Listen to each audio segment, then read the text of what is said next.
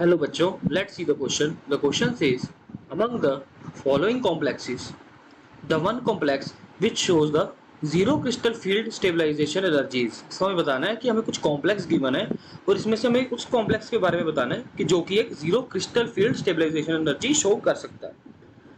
सबसे पहले अगर हम देखें तो हम यहाँ पे देख सकते हैं कि हमें चारों ही हमारे पास जो लिगेंड गिवन है दैट इज H2O है. हमें पता है कि H2O एक वीक फील्ड लिगेंड होता है. It is a weak field ligand. Weak field ligand के केस में हमें पता है कि जो हमारी पेयरिंग एनर्जी होती है it is more than the splitting energy. इस केस में हमारे पास क्या होगा कि जो हमारे पेयरिंग जो होनी चाहिए वो तब होगी जब हमारा T2G भी हाफ फील्ड होगा एंड हमारा EG भी जब हाफ फील्ड हो जाएगा.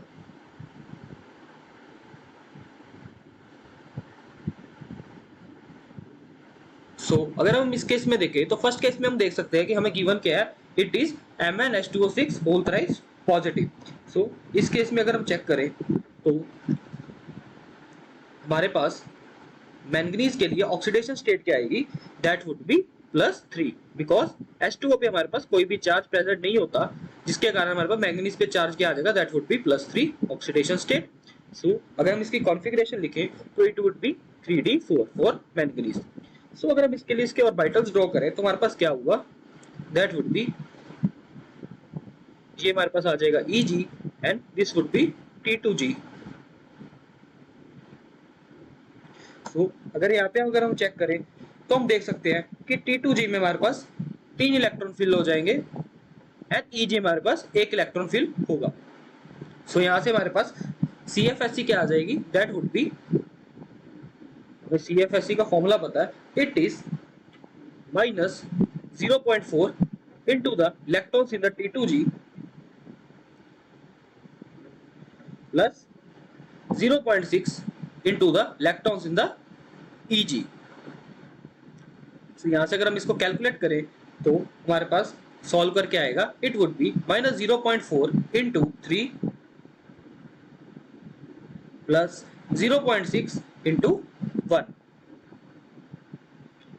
अगर हम इसको सॉल्व करें -0.6 डेल्टा नॉट. यहाँ पे हम देख सकते हैं कि फर्स्ट ऑप्शन में तो हमारे पास CFSE 0 नहीं आ रही, इसलिए हमारा ये ऑप्शन गलत हो जाएगा.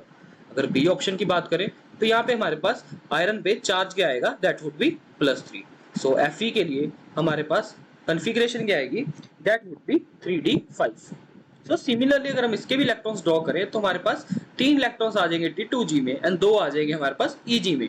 अगर हम इसके लिए भी अपनी CFSE निकालें तो it would be like -0.4 into 3 plus 0.6 into 2. अगर हम इसको सॉल्व करें तो हमारे पास आंसर आता है दैट इज 0. हमारे पास 0 डेल्टा नॉट वैल्यू है. हमारा बी ऑप्शन ट्रू हो जाएगा कि in FeH2O6 whole thrice positive charge हमारे पास zero crystal field stabilisation energy आती है. सी ऑप्शन में अगर हम देखें तो हमारे पास गिवन है कोबाल्ट H2O6. इस केस में हमारे पास कोबाल्ट पे चार्ज आएगा +2 एंड हमारे पास कोबाल्ट के लिए कॉन्फ़िगरेशन क्या आ जाएगी, दैट वुड बी 3D7. इसके लिए अगर हम अपनी CFSE निकाल के देखें तो it would be -0.4 into 5 electrons would be in the T2G shell and or 2 electrons would be in the EG shell. अगर हम इसको सॉल्व करें तो हमारे पास आंसर क्या आएगा, that would be 0.8 delta not.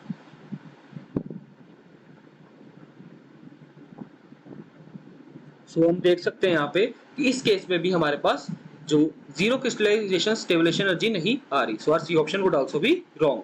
Last option में चेक करें तो यहाँ पे हमारे पास कोबाल्ट 3 पॉजिटिव चार्ज आएगा. यहाँ पे हमारे पास फिर कोबाल्ट के लिए कॉन्फ़िगरेशन क्या आएगी for +3, it would be 3D6. इस केस में अगर हम अपनी CFSE कैलकुलेट करें तो हमारे पास सॉल्व करके क्या आएगा, it would be -0.4 into 4 plus 2 into 0.6. अगर हम इसको सॉल्व करें -0.4 डेल्टा नॉट. इस केस में भी हमारे पास जीरो क्रिस्टलाइजेशन स्टेबलाइजेशन एनर्जी नहीं आ रही. Our D option would also be wrong. Only our B option is correct. So I hope you understood it well. Best of luck.